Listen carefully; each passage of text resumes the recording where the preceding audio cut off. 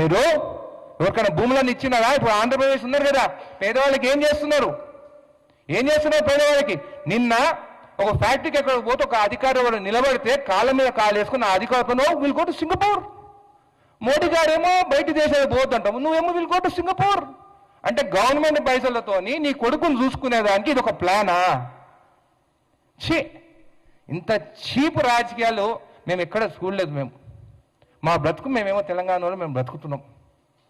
ఏదో ప్యాకేజ్ల కోసమో ఏదో ఎంత మాట్లాడుకున్నావు రేటు నువ్వు తీసుకో, ఎందుకంటే నువ్వు రాజకీయాలకు వచ్చిన తర్వాతనే బాగుపడ్డావు.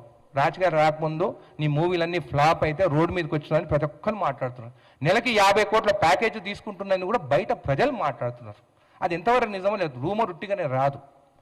కాబట్టి మీ సినీ యాక్టర్స్ అందరు కూడా నిన్ను చూసి నిజంగా బాధపడుతున్నారు. ఇంత చీప్గా నువ్వు మాట్లాడుతున్నావా అని చెప్పి తెలంగాణకు దాచుకున్నదేమో తెలంగాణలో. అప్పుడు వైఎస్ జగన్ సీఎం ఉంటే భయపడి ఇక్కడ దాచుకున్నావు. నువ్వు చేసింది ఒకటే ఒక పని మంచిది, చంద్రబాబు నాయుడు గారు జైల్లో ఉంటే పోయి కలిసి వచ్చి అదే నీ టర్నింగ్ పాయింట్. లేకుంటే ఈసారి కూడా అన్నీ ఓడిపోతుండే నువ్వు. కాబట్టి మళ్ళీ నోరు జాగ్రత్తగా ఉండే జనసేన వాళ్ళకు కూడా చెప్తున్నాను, మీరు ఇష్టం వచ్చినట్టు బట్టలు ఊరబిక్కి తంతం ఇంతమంత మాత్రం ఊరుకునే పరిస్థితి లేదు. మేము మంచిగా మాట్లాడుతున్నాము, తిరుక్కోండి, చేసుకోండి, అన్నీ నిలబడతారా నిలబడండి. బీఆర్ఎస్ బీజేపీతో ఎట్లా పొత్తు ఖాయమైపోయింది, ఆ ప్లాన్తోనే నువ్వు వచ్చినావు ఇక్కడికని ప్రతి ఒక్కరికి తెలుసు. వాళ్ళకేమో జనాలు వస్తలేవు వాళ్ళిద్దరికి.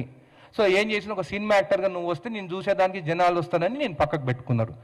కాబట్టి ఆల్ ది బెస్ట్. కానీ నరదిష్టి అని నువ్వు తెలంగాణ ప్రజలను అన్నావు, మేము వదిలిపెట్టే ప్రసక్తినే లేదు. మా సెంటిమెంట్తో ఆడుకున్నాను, మా సెంటిమెంట్తో ఖచ్చితంగా నీకు బుద్ధి చెప్తాం.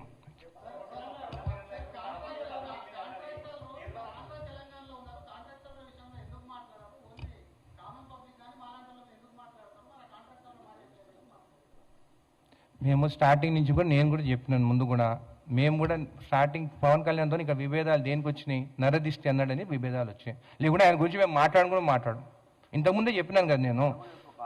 ఏమని చేసుకోమని, కాంట్రాక్ట్ ఆయన చేసుకోమను, వాళ్ళు సినిమాలు చేసుకుంటలేరా? నేను ఒక్కటే అడుగుతాను, నీకు అంత మీ ఫ్యాన్స్ పైన నీకు అంత అది ఉంది కదా, నీకు ప్రేమ ఉంది కదా, నీవు వచ్చిన సినిమా 2 రోజులు ఫ్రీ టికెట్స్ ఎందుకు ఊరికే రేట్లు పెంచమని చెప్పి మమ్మల్ని అడుక్కుంటున్నారు? ఎందుకు రేట్లు పెంచమంటున్నారు? ఎవరిపైన పడుతుంది ఆ భారం? ఫ్రీగా 2 days పవన్ కళ్యాణ్ అయితే నీ వచ్చే మూవీ ఏది వస్తుందో నీ జన సైనికుల కోసము నీ ఫ్యాన్స్ కోసం 2 రోజులు ఆంధ్ర తెలంగాణలో టికెట్ లేకుండా ఫ్రీగా వాళ్ళకి సినిమాలు చూపి, వీళ్ళకి పబ్లిక్ ఎంత వచ్చినా కొద్దీ వీళ్ళకి ఆందాన్ని ఎక్కువ. దానికోసమే వాళ్ళు అది చూపించారు. అదే మా దగ్గర ఇంత మంది ఉన్నారని చెప్పేసి అక్కడ మళ్ళీ అమిత్ షా కొని చూసి మళ్ళీ ప్యాకేజ్ పెడుతుంది. లేకుంటే కేసీఆర్ ఇస్తాడేమో పెద్ద ప్యాకేజ్ దానికన్నా. లేకుంటే మళ్ళీ జగన్ కూడా మాట్లాడుకోవచ్చు. నాకు అది కూడా డౌట్ ఉంది. చూద్దాం. ఇక నేను ఈరోజు చెప్తున్నాను కదా, బీఆర్ఎస్ బీజేపీ దాని తర్వాత జనసేన ముగ్గురు పొత్తుతోనే వచ్చే ఎలక్షన్లు వస్తున్నారు. ఈరోజు నేను మాట్లాడుతున్నాను, ఈరోజు గాంధీ భవన్లో మీ ముందు మాట్లాడుతున్నాను. రాసి పెట్టుకుని వాళ్ళలాగా అబద్ధాలు మాట్లాడటం కాదు.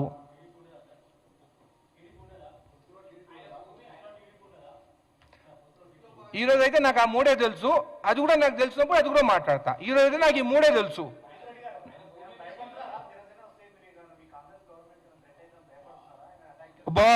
బాబా అంత తడిచిపోతున్నాం. మేము మాట్లాడేది ఏంటి, సెంటిమెంట్ గురించి మాట్లాడేది నువ్వు తిడుకో అని చెప్తుంటేనేమో భయపడుతున్నా అంటుంది. నిలబడమని చెప్పు రాదు.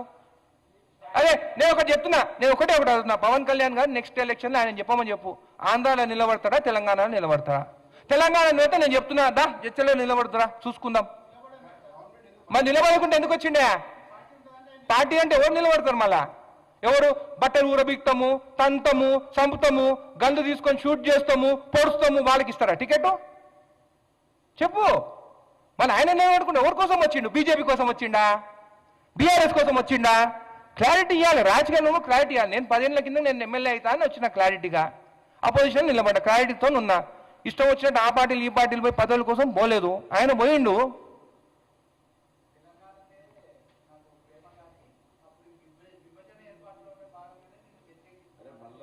మళ్ళీ అదే అంటారు, తెలంగాణ ప్రేమ ఉంటే మరి నరదిష్టి ఎందుకు మాట్లాడి? నువ్వు ఎక్కడొచ్చింది ఇష్యూ? నేను ఎక్కడ మాట్లాడినాను?